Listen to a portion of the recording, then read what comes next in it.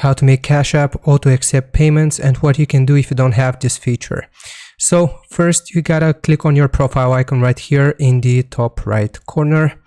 Then from here we gotta scroll down until we see this option for security and privacy. Click on it.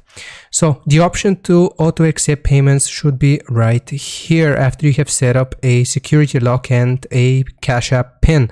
But if you don't have the option, like I don't right here, then what we need to do is contact support. So right here you will see the option for support.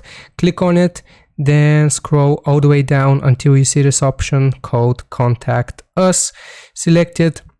You will be taken to the Cash App support chat. So right here, chat with support, you gotta explain that you don't have the option to auto accept payments. And then hopefully they will help you resolve your issue and help your account get this option or feature to auto accept Cash App payments. So that's what you can do. Hope this was helpful. Don't forget to like and sub, and I'll see you next time. Bye-bye.